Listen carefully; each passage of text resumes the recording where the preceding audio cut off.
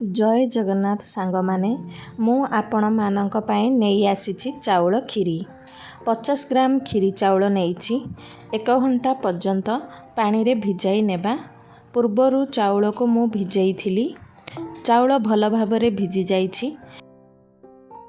Pressure cooker नेबा सेथिरे 1 बड़ चामच घी देबा। घी गरम होला परे 15 रु 20 टी काजू आउ किशमिश देबा। भाजिकी काढ़ी नेबा प्लेट को।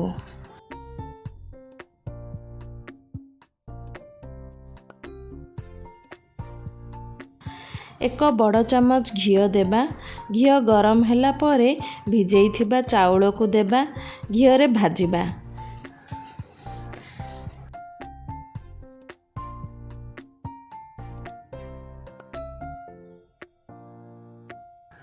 तापरे पानी 2 कप देबा। प्रेशर लीड को बंद करी 2टी सीटी आसीबा पई छाड़ी देबा।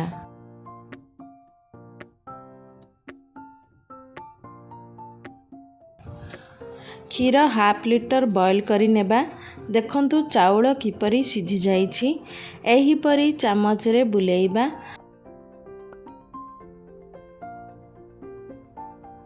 अल्प अल्प क्षीर देई मिसाइबा। आपनको जदि मो रेसिपी भल लागु थाए ए पर्यंत जदि चैनल को सब्सक्राइब करि नहांदी प्लीज सब्सक्राइब करि नियंतु। लाइक शेयर कमेंट करि नियंतु।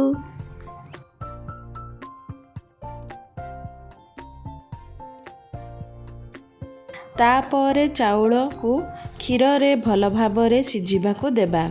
2 कप चीनी ऐड करिबा आउ 1 चमच घी देबा। खीरी फुटी आसिले आमे मिल्क मेड को ऐड करिबा। मिल्क मेड नथिले मिल्क मेड स्किप करि परिबे।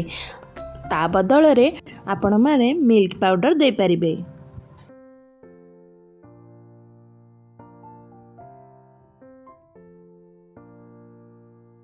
भाजिकी रखिथिबा काजू किशमिश को ऐड करिबा। 2टी तेजपत्र को ऐड करिबा। 5 रु 6टी गुजराती को गुंड करिके ऐड करिबा। चाउल खीरी को सिझिबा पई किछि समय छाड़ी देबा। देखंतु खीरी एबे प्रस्तुत होई सारिछि। गरम अछि। खीरी ठंडा हला परे मोटा होई जिवो। आपनको रेसिपीटी किपरि लागिला कमेंट रे जणाइबे। रहुछि नमस्कार।